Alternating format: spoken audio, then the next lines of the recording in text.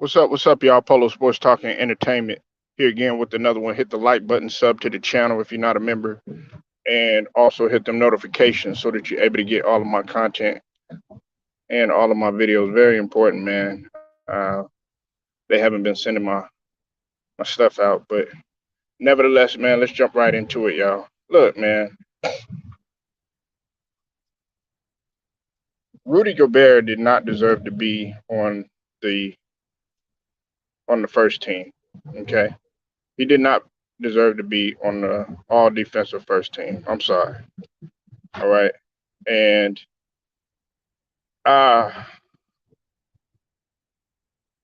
I know metrics and analytics are going to say otherwise, but I'm just talking about in terms of sheer impact. Bam and Robert Williams III had better seasons than uh, than Rudy Gobert because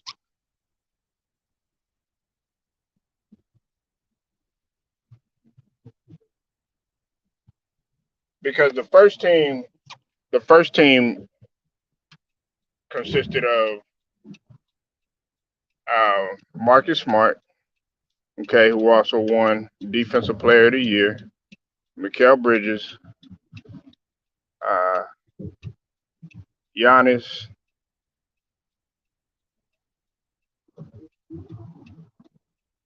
Hold on one second, y'all.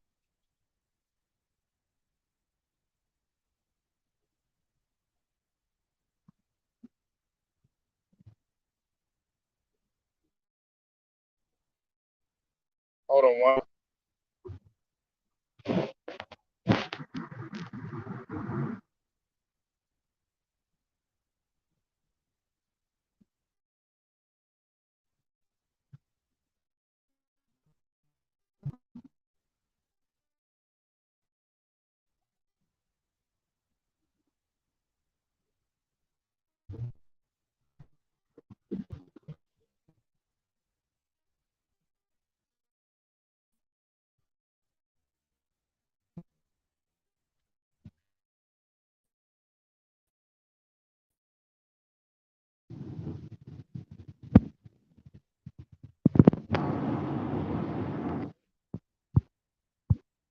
All right, sorry about that, y'all. All right, the first team, like I said, it consisted of Mikal, Rudy Gobert, Giannis, uh,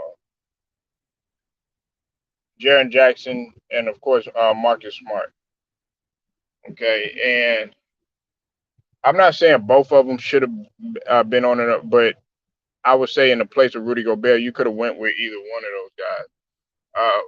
Of course, the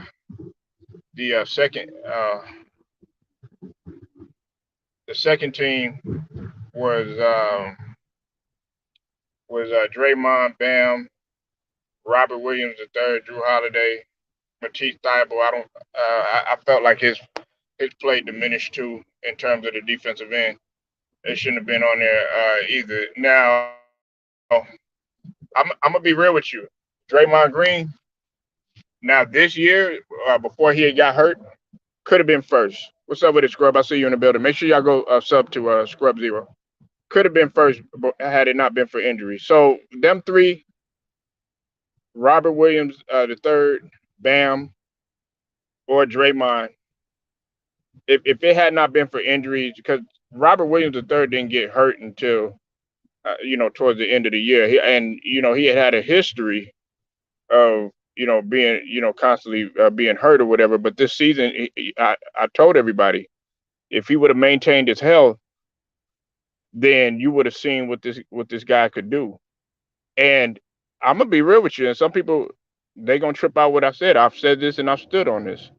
I said had he not got hurt either, and also uh, if he would have just maintained and kept on playing, I felt like he possibly could have had the defensive player of the year. Now they probably would have gave it to Mikal Bridges, but they went ahead and they gave it to Marcus Smart. But one of those three guys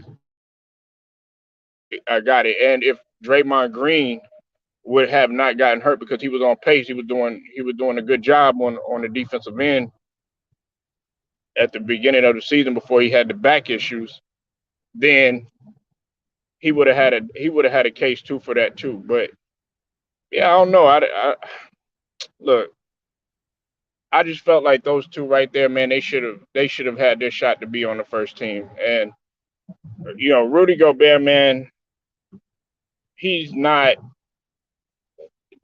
If he doesn't get it done, like at least next year, and I know it's a team game and stuff like that. But I mean, come on, man, you're getting exposed year after year, man. Year after year, you're getting exposed. And I felt like if Aiden, I mean, he was solid, but if he had upped his play more on defense, he would have had a shot too as well.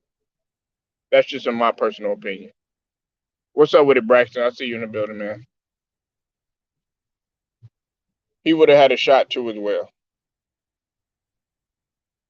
But yeah, man, I just felt like both of these guys, man, they should have been on the first team. That's just my opinion.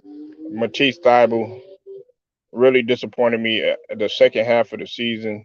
I'm trying to think of some other people that would have been on there. Uh, that's those are the only ones that I could think right off the top of my head. Uh, because the Celtics, if we're really looking at it and we're diving deep into this thing, it was between the Celtics, the Warriors, the Suns, um, and the Heat all had good defensive team, and as well as Memphis too, because Jaren Jackson Jr. And I'm not arguing about Jaren Jackson Jr. because Jaren Jackson Jr. To my understanding, I think he was leading in blocks. You said I agree with that, Polo. Gobert wasn't first team defensive player this season. Yeah, that's facts, man. Uh, he he continued to get exposed, and I think the writing is on the wall, for Rudy Gobert. Now, do I think that Rudy Gobert is going to come back and try to play with somewhat of a chip on his shoulder?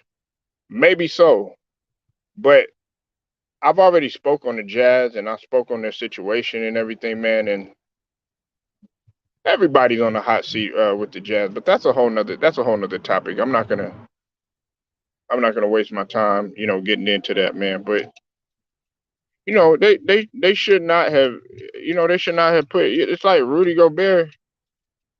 He what's up with it, True the King? I see you in the building. He should not have been on there. He shouldn't have.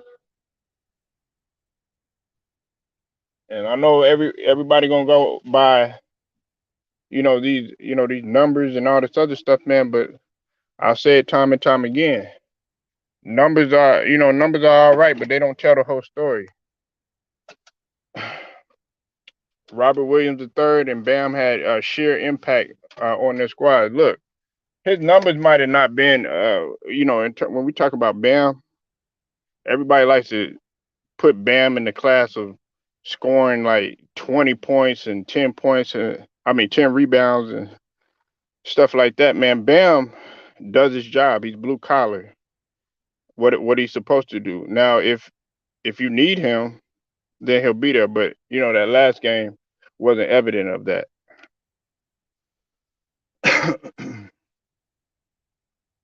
So that's my take on it, man. I was a little bit disappointed. I wasn't disappointed in the Marcus Smart selection in terms of the defensive player of the year. I felt like any three of those guys could have got it out of Robert Williams the third, out of Mikal Bridges. I already said that any three of those guys could have got it. But the fact that they still put Rudy Gobert in the running, and I want to make something clear. I want to make something clear too, because I think sometimes like when you say some things, sometimes people they take it and they run with it. All right,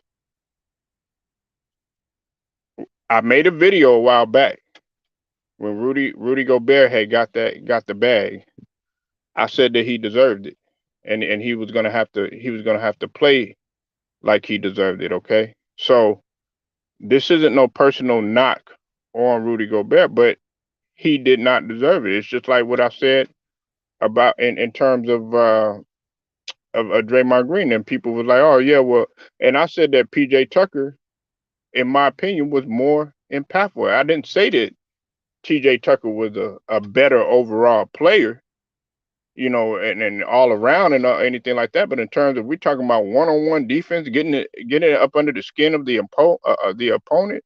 And see, and that's the thing, PJ Tucker. Where's PJ Tucker at? Like, but I understand and see PJ Tucker. He made a sheer impact coming from Milwaukee. You see the big difference, and it's no knock on Bobby Portis, but it's like the brother Raw said. Shout out to Raw. He had he had mentioned that now it makes you appreciate a guy like PJ Tucker. Look, I know PJ Tucker. You know, everybody looks at, oh yeah, well, can he score and can he dribble the ball? Can he play make and all this other stuff? Look, that's not his job. That's not his job. And he's a role player. He sticks to his role. Now, if you need a bucket every now and again, yeah, and if you need it at the right point in time, PJ Tucker is that guy. Sort of like what Robert Horry was. So yeah, those were my thoughts on it, man. I'm not gonna stick on this too long, man. I'm gonna be coming with some more. Got a few changes that are gonna be happening, and just stick by me. Everybody that's been riding with me, man, so far. I want y'all to like this video. Make sure y'all share it, subscribe, hit the notification. Polo Sports Talk and Entertainment. I get at y'all later.